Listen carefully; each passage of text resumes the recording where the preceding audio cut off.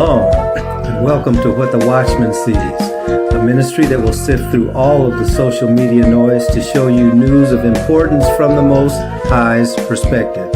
As watchmen, we are here both to warn of dangers and give biblical answers for dwelling in the secret place of the Most High during these times of confusion. Tell your family and friends to like, share, and subscribe as we delve into what Yahweh has for us, the apple of His eye. Let's get to work.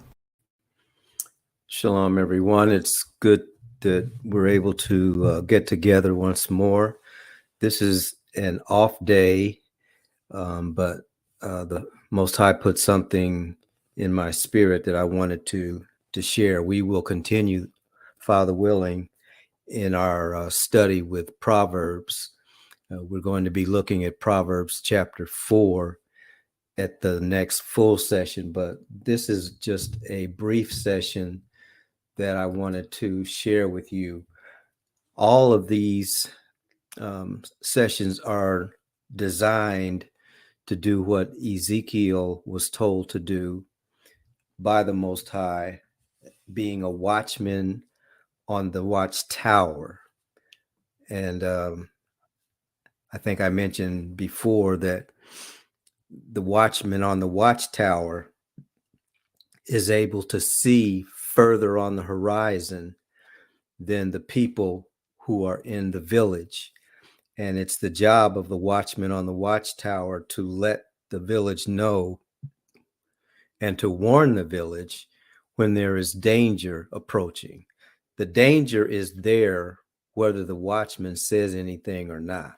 It's just that the watchman can see it before the person on the street, so to speak. And even in the case of watchtowers, the watchman sees before the king sees. So as you know, we've been going over the teachings that the king was to pass on to his son, and all of this is in relationship to rebuilding the blessing that the Most High has for his people and through his people for the rest of the world. And we have been saying over and over again that the Most High is being as orderly as he is, does things in a very systematic and systemic way, and in a very deliberate way. So there are no experiments coming from heaven. What comes from heaven is the will and the purposes of the Most High, and that comes to earth through people that the Most High has chosen. Ezekiel, being from the priestly line, was in that leadership line that was to give the blessing of the Most High to the rest of the people. And in Ezekiel's case, he was told, I have things for you to say to my people, and you need to say them exactly the way I give them to you. Whether they listen or whether they forbear is up to them. But if you don't tell them that danger is on the horizon, then the danger is going to come. It's going to destroy them, but their blood is going to be on your hands and on your head, excuse me. So Ezekiel, being chosen by the Most High as a leader of his nation, served that function. As we begin to rebuild, as we begin to go back and rebuild, the Most High has also appointed leaders. And we talked last time about the qualification of those leaders, which can be found most succinctly in 1 Timothy chapter 3, because they're the same qualifications that an elder would have. And so it's within that vein then that we're going to look at, and that it is within that vein, that we have been looking at Proverbs, because Proverbs are actually the teachings of the king to his son, and actually to his sons, as to how they are to be a blessing to the people and be in the center of the will of the Most High. Okay, so on this particular study, or or meditation, we're going to look at just one verse, and that is Proverbs chapter 29, verse 2. In our regular study, we're still at the beginning of Proverbs. We will be going into chapter 4, but the Most High showed me something that I wanted to share with you. So in Proverbs chapter 29, verse 2, the scripture says, "When the righteous are in authority, the people rejoice. But when the wicked bear rule, the people mourn." This is all in relation to the kinds of leaders that the Most High wants for his people and thus for the world. But it also is always in contrast to the kinds of leaders that outside of being in his will, what uh, what that would look like. Okay, so there's always this juxtaposition between that which is righteous, those who are righteous, and those who are wicked, and that which is wicked. And so in this juxtaposition, we have juxtaposed the righteous who are in authority and the wicked who bear rule over the people. And both of those positions, both of those scenarios are directed at the people. And that's why what the Father was showing me in this verse, Proverbs chapter 29, verse 2. So what I want to do is show you now, in the time that this was written, before I show it to you, this was King David talking to Solomon and some of his other sons. Okay. And again, he's telling them these things within the context of Deuteronomy chapter 6, where it says that it gives the Shema. We have to keep repeating that because everything that the Father does is in order. So it gives the Shema, "Hear, O Israel, Yahuwah, your Elohim is one Elohim, and you shall love the Most High with all your heart, with all your soul, and with all your might. And you shall teach these things." What things? The things that were given through Scripture. What Scripture? The Tanakh. What's the Tanakh? It's the words that the Most High gave to Moses on Mount Sinai and continued to give to Moses as he walked with the people on their way to the land of promise. Okay, so it's the laws, it's the precepts, it's the statutes, it's the commandments, all of those things. But the focal point of all of those things was given to him on Sinai with what we call the 10 Commandments. Okay, so the unction to those who have children is that they are to give the words of the Most High to their children when you walk, when you lie down, when you rise up, when you're walking in the way. So when we look at Proverbs, this is what David was actually doing with his sons. He was passing on the culture that the Most High had given him. And part of that culture is understanding that there are two types of people, the righteous and the wicked. And both of them operate with the same information and in many cases at the same point in time.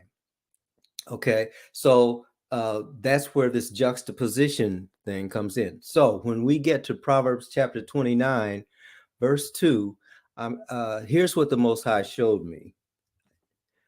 First of all, this is a picture of what happens to the people that are underneath the leadership, in this case, of the king, or of those who are in charge of ruling over the people.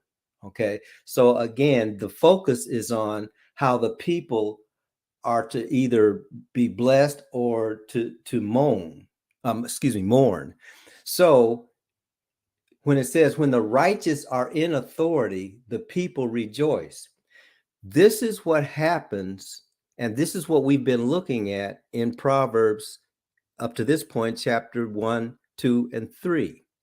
We have seen that there is a blessing when the people of the Most High do things the Most High's way. And not only that, but it comes through the person who is in a position of leadership and those who work underneath that person to bring that to the people. So when the righteous is and righteousness is brought to the people, not only does that bless the king and the king's family, it blesses the whole nation. And then the converse is true. If the king is wicked and does wickedly, that accrues to the king's family, the leader's family, as well as all those who are underneath the leadership. And so, as the scriptures say, and in that scenario, the people mourn. On the righteous scenario, the people rejoice because that's where life is. And on the wicked side, the people mourn because they're underneath a death sentence brought on them by the leadership. Okay. But I want, now I'll go ahead and show you this. Okay. Yeah, let me go here. Okay. So when you look up this word, these words, what I have just pulled up on the screen, I want to make sure it's there. Yeah.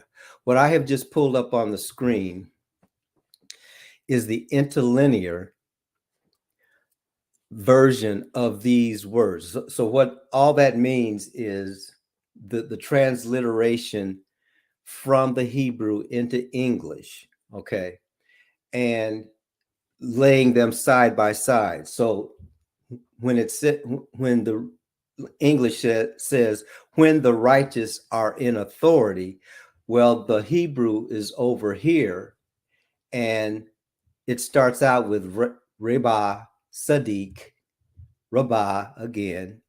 Okay. So that's the Hebrew. Now, this is the reason we're looking at this. When the righteous are in authority, okay, we know what the righteous are. Well, maybe we don't. Let's look up that word first. Okay. Tzedek.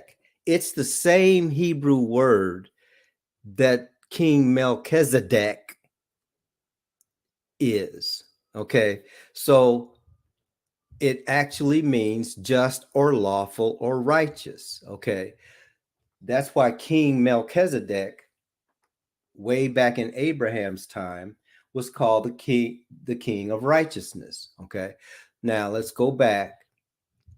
All right. So that's what righteous is. Okay. It's that which is just, etc. All right. But then it says, when those people who are righteous are in authority, and the word for authority is rebah. That word means to be or become great, to be or become many, to be or to become much, or become numerous. So again, if we go back to highlight the point, when the righteous become numerous, okay, when the righteousness multiply, if you will, and that okay, so but the word in English is are in authority. Okay, well, who is in authority? The king is in authority. So it's actually talking about what happens when the king, being righteous, has influence over the people. Okay. And the word authority is not focused on he who is in authority. I want you to think about that. The word authority is about multiplication. All right. Now, So when the righteous are in authority or multiply righteousness, if you will, the people rejoice. Righteousness multiplied allows the people to rejoice. But then the contrast is, but when the wicked, Rasa, bear rule. Okay, so one, and this is why I like the King James version on this particular verse, because both of them are talking about the same position, the king. Okay, both of them are talking about the king or those who are in leadership. I have to keep saying that because we want to make sure that we can map this concept to 2022. We don't have a lot of kings in 2022. We have leaders. Okay, so when the leaders or when the righteous are manifesting and multiplying leadership, the people flourish or they rejoice. Okay, and then it says, but when the wicked bear rule, it's a completely different word.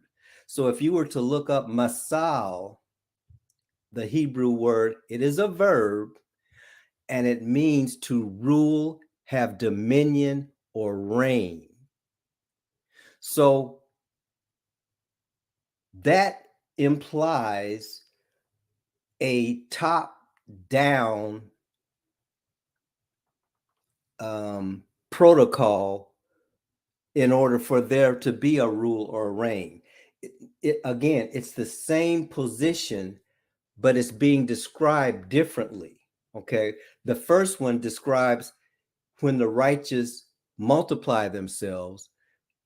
The second one, when the wicked rule or have dominion or reign. So wicked people rule, righteous people spread righteousness. So some of you may remember this television program, The Highlander. It was a series, I think probably in the 90s or maybe even the 2000s. But it was a series about, in essence, a class of immortals who, in medieval attire, and therefore around that time, or at least that's when it first manifests itself, or that's the hub from which the series is. Although because they're immortal, that they move it all the way up into modern times and all the way back into antiquity. Okay, because they're immortal. All right, which means that they don't die. All right. Well, the theme is there can only be one. That's the theme. That's the concept of rulership. That's the concept of dominion. And the reason the reason I'm bringing this to your attention is because that's what our society has been built upon. Our society is built on having dominion from the top and ruling over everybody else.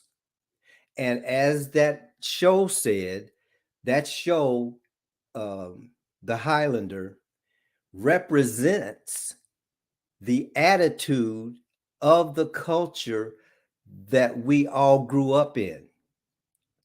And that attitude is that there can only be one. So how does that manifest itself? Well, let's take, among the men who love sports, the big thing amongst sports people is who's the GOAT.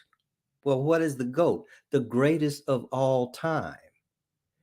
Now, to even come up with that concept, I would challenge how you even would want to ponder that question. But I already know the answer because that's how you were raised. Now, the person who manifested that in my young life was Muhammad Ali. He said, "I am the greatest," but he didn't stop there. He said, "I am the greatest of all time," which meant, in his eyes, regardless of the time period, he was the greatest and the best that has ever been. So he's looking at ancestors that he's greater than. He's looking at, because he says of all time, he's also looking at those who have not even been born yet. But I'm not saying that to be critical of Muhammad Ali. I'm saying that those statements came out of a culture, and that's how this culture operates. The entire Western world is based on dominion and rule and reign. And that's what the Father has been showing me in this one verse. Because while that is going on, and it is being described in Proverbs chapter 29 as a trait of wickedness, at the same time, there's this other way of being and thinking and living, and that's when the righteous are in authority. Because when the righteous are in authority, they multiply the blessing to everybody else, and everybody else is also righteous and therefore in a state of rejoicing. But when the wicked are bearing rule, as it says, then the people, I didn't mean to do that. Then the people, go here. Okay. Then the people mourn because there can only be one. In other words, in this society, there can only be a handful of people that will ever be happy because they're the ones that are in charge. And the world then becomes the stage or the battleground for who's going to be in charge. And whoever that is gets the spoils of the battles and doesn't share them with the people. They keep them for themselves. And that's why the people are mourning. So when we look at the situation that we're in, part of how we get out of this is taking the advice that David gave to his sons. Don't be like the wicked. Don't seek to bear rule. Seek to share authority. Because the authority doesn't come from the king or the leaders, and it doesn't stop at the leaders. The leaders are to distribute that authority to the people so that the people get blessed, and the leaders are facilitating that process. That in this country is anathema. So all of us who are trying to bear rule and are mourning because there can only be one. And now, okay, let's just take that and make it as plain as possible. Not only does that apply to individuals as it did with a Highlander, it also applies to people groups. There can only be one people group that has everything. Everybody else mourns. That's the kind of society that we live in. So those who are mourning are asking those who are bearing rule to share their rulership. That will never happen. It is contrary to that culture. But the Most High has given another culture that allows the people to rejoice. And it doesn't matter in the culture that he has for us what kind of people we are or what people group we come from. Because in the Most High's kingdom, where righteousness is in authority, it's there to bless the entire planet, not just a select few. So when we talk about this nation returning back to its values, this nation is living on its values right now. It got its values from its mother, and England, and its mother got the values from its mother, Rome. And Rome got the values, and you just keep going. Whether you talk about the Babylonian Empire, whether you're talking about the Assyrian Empire, all of those empires that we write our history books about and hold them up as paragons of virtue were all and are still all wicked. They're run by wicked people. And the wicked people will always do what the wicked do: bear rule over the masses. The Most High's kingdom doesn't operate like that. And his people were supposed to be placed on the earth to give a heavenly alternative to that satanic rule that this country has always been under. It started out that way. So we can't go back to a foundation that was cracked from the beginning. We need a new foundation, and that's what going back and rebuilding is all about. I spent too long on this. I only intended to be here for a few minutes, but I thought that was important enough. So again, to recap, when the righteous are in authority, which is the position of leadership, the people rejoice. Why? Because authority means to multiply the blessing. But when the wicked bear rule, the people mourn. Why do they mourn? Because the wicked hoard everything for themselves. That's a satanic attitude. And so from the very beginning, this is what we as human beings have been dealing with. And that's why the Most High continually intercedes and sends intercessors on our behalf, because we're out of order. Okay. So the king is supposed to give this information to his children so that his children rule righteously, so that his children exercise authority righteously. And when that happens, everybody gets blessed, not just the few. Okay. So that's the lesson that the Most High has given for this time. The Father bless you and keep you. The Father make his face to shine upon you and be gracious to you. The Father lift up his countenance upon you and give you his shalom.